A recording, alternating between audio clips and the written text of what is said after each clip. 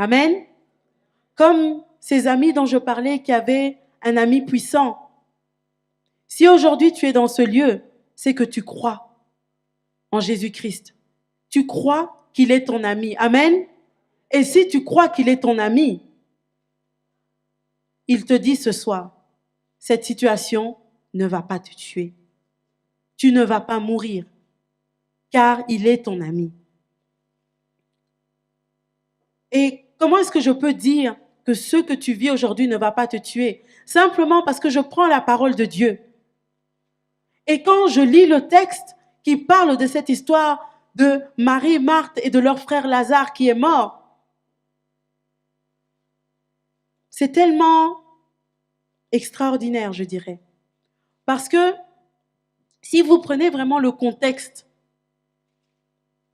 quand Jésus était là en Judée, qu'il faisait des miracles, qu'il touchait les gens, qu'il pouvait multiplier le pain, le poisson pour tous ceux qui le suivaient, ce n'était pas encore clair dans l'esprit de toutes ces personnes qui le suivaient, ni de ses disciples même, ni de ses amis, de ceux qui le connaissaient, que c'était le Fils de Dieu et que ce qu'il faisait d'office, il le faisait. C'était pas toujours clair. Oui, on le voyait faire des miracles, mais un jour il pouvait faire un miracle, comme demain, il pouvait ne plus en faire. Et pourtant, Marie et Marthe ici ont vu leur frère malade. Et leur réaction a été la réaction que chacun de nous doit avoir. Leur réaction a été d'appeler Jésus à la rescousse. Amen. Elles ont appelé Jésus. Elles ont envoyé des personnes appeler Jésus. Jésus n'était pas dans leur village juste à côté. Il était à 15 stades de là. C'est loin et pas loin en même temps. Il n'était pas à Béthanie, mais il était plus loin. Mais elles se sont dit, la situation qu'on est en train de vivre avec notre frère, nous avons besoin que le maître vienne. Dans ta situation aujourd'hui, c'est la même chose. Si Marie et Marthe ont pu comprendre que dans la situation dans laquelle elles se trouvaient, si elles ont fait appel au maître, c'est qu'elles voyaient que leur frère était peut-être à l'agonie, que c'était peut-être la fin. Toi, quand tu vois ta situation aujourd'hui, tu n'as pas de maison, tu n'as pas de travail, tu n'as pas de papier, tu n'arrives pas à te sortir de là où tu es. Je pense que tu peux faire comme Marthe et Marie, appeler Jésus à la rescousse. Amen. Tu dois appeler Jésus à la rescousse. Aucun homme ne pourra t'aider. Marie et Marthe avaient des personnes, vous voyez quand leur frère est mort, plusieurs Juifs étaient là autour d'elles, à pleurer avec elles. Mais ce ne sont pas ces personnes qu'elles ont appelées pour venir guérir leur frère. En tout cas, ce n'est pas ce qu'on nous présente dans ce texte. On nous dit, Marthe et Marie envoyèrent des personnes chercher Jésus. Aujourd'hui, je veux exhorter quelqu'un et te dire, dans ta situation, appelle Jésus. Appelle le Seigneur des Seigneurs. Appelle le Roi des Rois. Car il n'y a que lui qui peut répondre dans ta situation. Aucun homme ne peut t'aider à résoudre ton problème. Ça sert à rien de passer du temps au téléphone. Magali, tu sais, regarde ce qu'il y a eu, regarde. Magali va t'écouter. Si elle peut sur le moment, elle va t'aider. Mais celui qui peut réellement décanter la situation pour que ça ne revienne plus, c'est Jésus-Christ. Amen. Même si tu as l'impression que ça prend du temps, quand Marie et Marthe ont envoyé chercher Jésus, elles espéraient qu'il vienne directement. Il n'est pas venu directement. Il a continué ce qu'il faisait. Ça a pris 2 jours en plus avant que finalement il se décide à venir. Alors moi, je veux te dire quelque chose ce soir. Mets ta confiance en Jésus-Christ. Mets ta confiance dans notre Seigneur. Mets ta confiance en ce Dieu-là, qui n'est pas un homme pour mentir. Moi, Magali, je peux te promettre, je vais t'aider. Demain, je suis de mauvaise humeur, tu viens sonner à ma porte, j'ai pas envie d'ouvrir. Bon, je suis chrétienne, hein, normalement je ne peux pas faire ça. Mais je suis humaine, amen. Chacun de nous, nous avons des personnes, nous connaissons, quand on a un problème, on va aller vers cette personne en se disant, elle va m'aider, puis la personne, elle s'esquive, elle te laisse dans la situation. Mais Jésus ne le fera pas. Et donc la première chose, quand je dis que ce que tu vis ne va pas te tuer, pour que ça ne te tue pas, tu dois faire appel à Jésus. Mais aussi, tu dois réaliser que ce que tu vis, nous avons encore entendu dernièrement que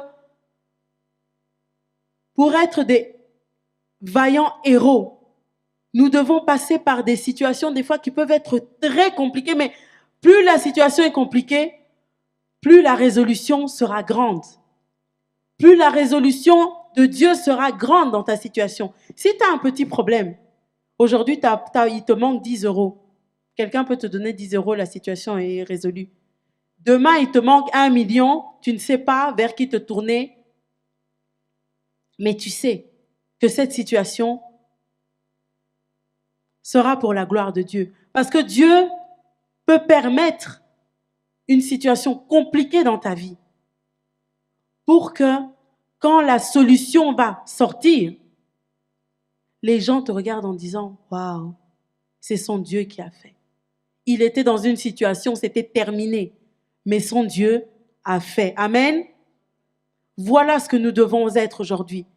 Des personnes qui croyons fermement que des situations que nous vivons, qui peuvent être compliquées, qui peuvent nous donner l'impression que nous allons mourir, sont là pour la gloire de Dieu.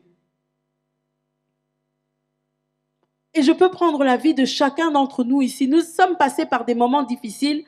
Des fois, nous avons oublié. Si je prends Papa Ngata, combien d'années ici, au Luxembourg, à espérer, à attendre, à galérer, à être dans une situation plus que précaire. Il regardait sa situation en disant, peut-être, ça ne va pas marcher, je vais devoir retourner d'où je viens. Peut-être que, voilà, ma vie sera terminée ici au Luxembourg. Mais aujourd'hui, sa vie est un témoignage. Voilà comment ta situation peut être pour la gloire de Dieu. Que cette situation devienne un témoignage pour quelqu'un. Pour que quand on te regarde, on dise « Waouh, elle est passée par là. Waouh, elle a connu cette situation. »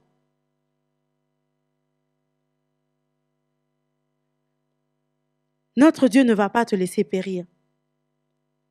Alors arrête de t'inquiéter. Arrête de te soucier. Regarde, oui, c'est dur. Je ne dis pas que tu n'as pas le droit de pleurer. Je ne dis pas que tu n'as pas le droit de te poser des questions. Mais que ça soit un petit temps. Juste 1 minute, pose-toi la question et puis lève-toi.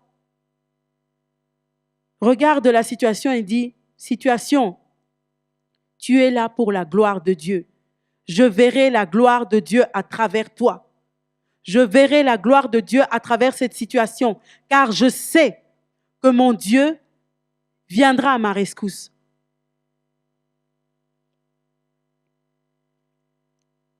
Je sais aussi que, et je suis convaincue, que quand Jésus dit à Marie, ne t'ai-je pas dit, si tu crois, tu verras la gloire de Dieu.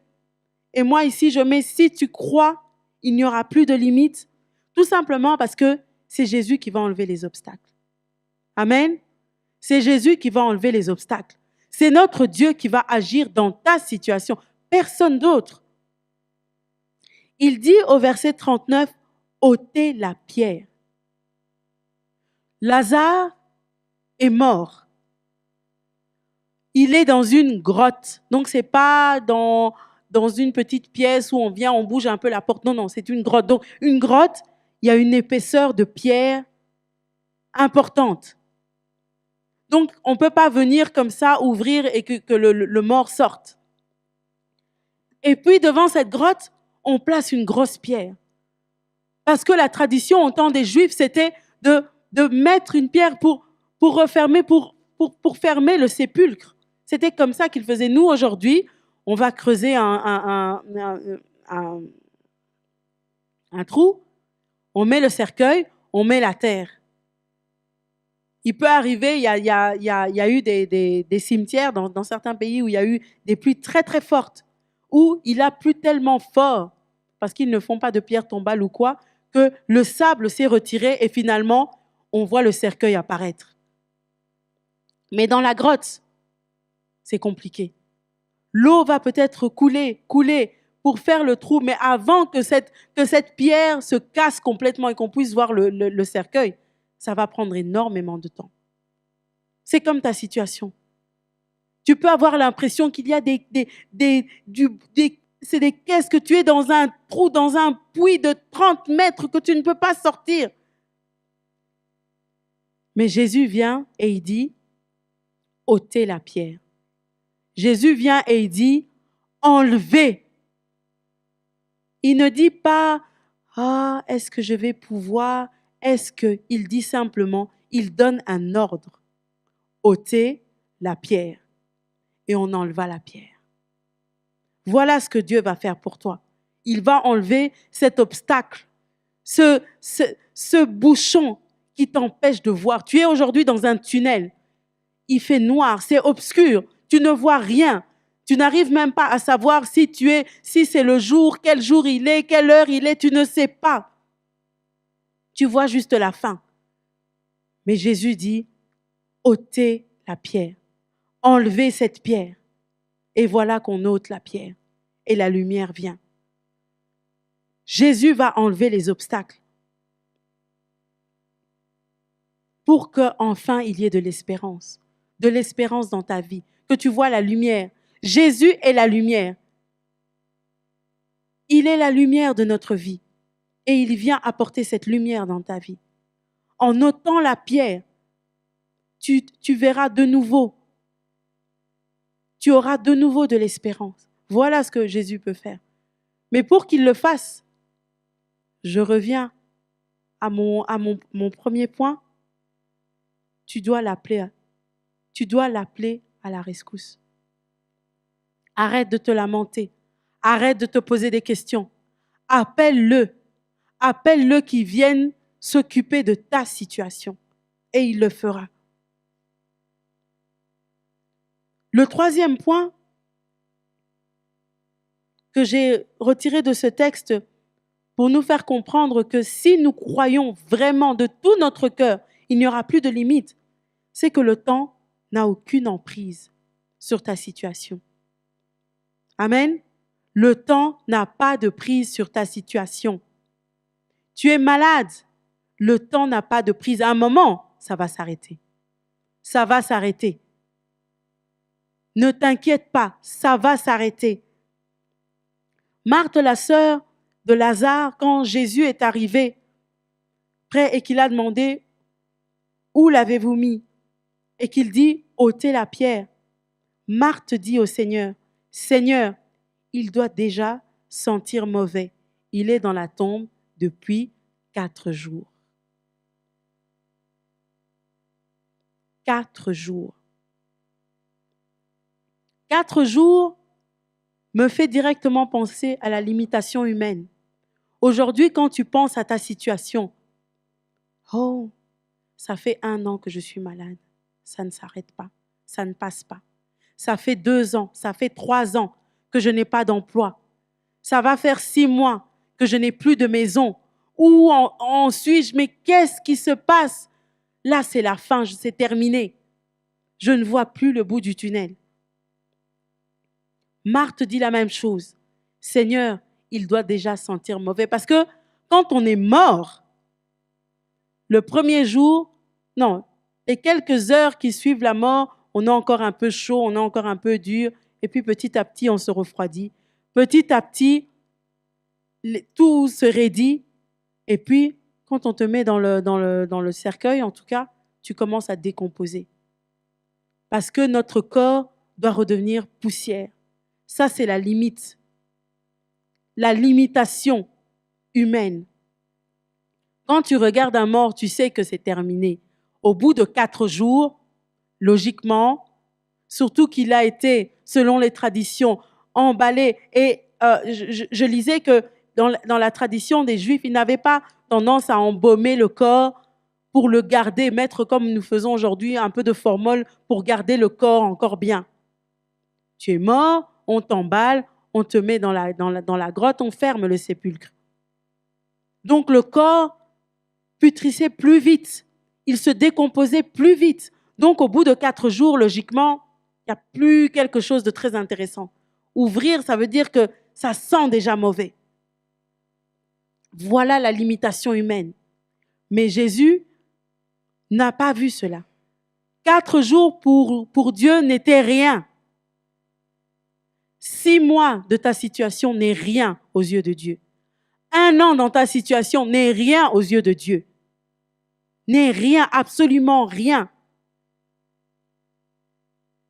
Oui, ça prend du temps. Oui, ça semble durer encore et encore.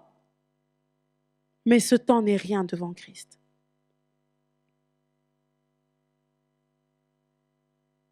Ce temps n'est rien devant Christ. Parce qu'il est venu et malgré le fait que le corps était en décomposition, pour nous les humains, il a dit ôtez la pierre. Il voulait voir Lazare. Ôtez la pierre.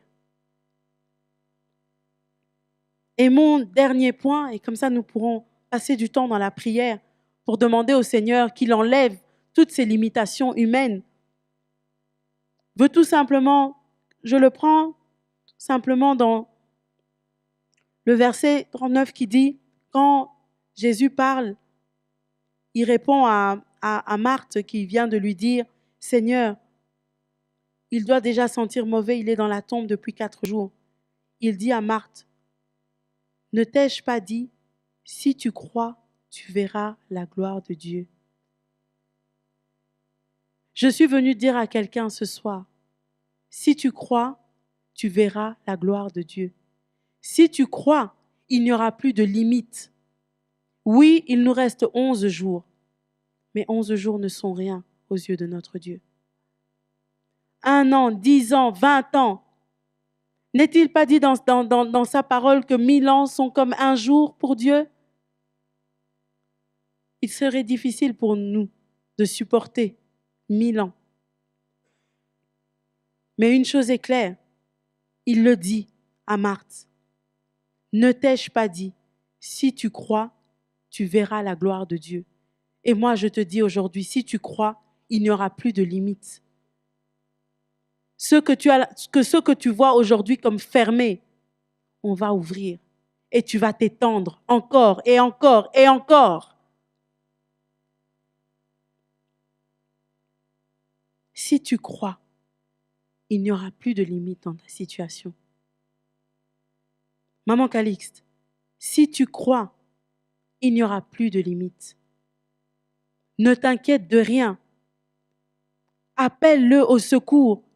Il peut prendre son temps. Tu peux avoir l'impression que ça ne se fait toujours pas.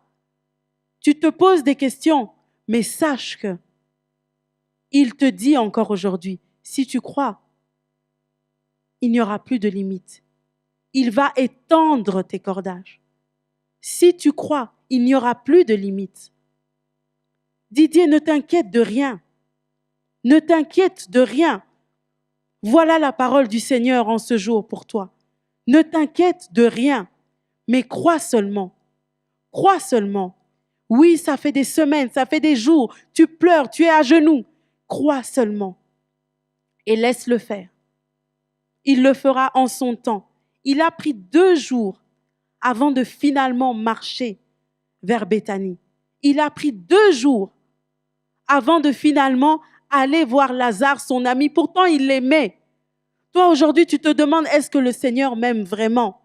Est-ce que le Seigneur se souvient vraiment de moi? Je veux te dire que le Seigneur se souvient de toi. Et il t'aime. Mais s'il laisse le temps passer, c'est parce qu'il veut que dans cette situation, sa gloire se révèle. Que la gloire de Dieu se révèle. Voilà ce que Dieu veut. C'est simple. C'est difficile à vivre, mais c'est simple. La gloire de Dieu va se révéler dans ta situation. Papa Hubert, ne t'inquiète pas. Protège ton cœur plus que toute autre chose. Dieu va agir. Il va agir, il agira certainement. Autant il aimait Marthe, Marie et Lazare, il t'aime aussi. Il te connaît. Toi et ta famille, il vous connaît. Ne regarde pas derrière toi. Ne regarde pas le temps qui passe. Crois simplement. Et voilà, la pierre sera enlevée. Ce qui est ténèbre aujourd'hui deviendra lumière dans ta vie. Ne te soucie de rien. Crois seulement. Que les gens te regardent et disent « Mais papa Hubert est devenu fou. Ne voit-il pas sa situation compliquée? Pourquoi il ne crie pas ?» Et toi, tu leur répondras « Je crois seulement. Et je n'aurai plus de limites. » Il n'y aura plus de limites à ta situation. Il n'y aura plus de limites. Voilà ce que notre Dieu fera. Voilà ce que notre Dieu fera. Et voilà ce qu'il dit encore à quelqu'un aujourd'hui. Crois seulement. Et il n'y aura plus de limites. Il va étendre tes cordages. Tu vas te répandre. Tu pensais que tu étais la mère que d'un seul enfant. Tu te retrouveras avec plusieurs enfants. Des enfants spirituels, des enfants physiques. Tu en auras encore et encore. Voilà ce que notre Dieu fait. Voilà ce que notre Dieu fait. Nous allons nous lever et nous allons demander au Seigneur qu'il nous donne la force d'attendre que lui vienne agir dans notre situation. Dans cette situation que tu vis, dans ces questionnements que tu as, que notre Dieu vienne agir. Ô Seigneur, nous te demandons la force de pouvoir attendre ta réponse à cette situation, de pouvoir voir, Seigneur, combien est-ce que tu vas enlever, tu vas ôter la pierre, tu vas ôter ces obstacles pour qu'il n'y ait plus de limite à notre situation, pour qu'il n'y ait plus de limite à nos questionnements. Seigneur, voilà ce que nous sommes venus demander en ce jour. Ô Dieu de grâce, ô Dieu éternel, viens et agis. Viens et agis, Seigneur. Ouvre les yeux de chacun pour que nous puissions voir. Brutal, comme on l'a dit au début du mois, des morts brutales en France, en Allemagne, en Turquie, partout. Il n'y a que ça. Au Congo en ce moment, alors nous voulons refuser le programme du diable au nom de Jésus. Amen. Amen. Donc nous allons arrêter la main du diable contre notre monde, surtout contre nos familles, et particulièrement les familles qui sont au Congo. Nous réclamons la paix au Congo. Nous refusons le bain de sang et nous voulons la victoire du peuple congolais au nom de Jésus. Amen. Alléluia. Amen. Il n'est pas normal que la mort continue de frapper alors que ce n'est pas nécessaire. Alléluia. Amen. Donc nous détruisons le programme du diable en cette fin d'année, qu'il n'y ait aucune mort parmi les membres de nos familles, ni parmi nous, pas d'accident, et surtout que nous allons passer Noël, la fin de l'année, le 31, et bien que la main du Seigneur protège le peuple de Dieu. Amen. Amen. Nous confessons ensemble 3 fois, Jésus est Seigneur, Jésus est Seigneur, Jésus est Seigneur. Toi, il combat. Refuse le programme du diable. Satan, ce soir, nous connaissons tes projets.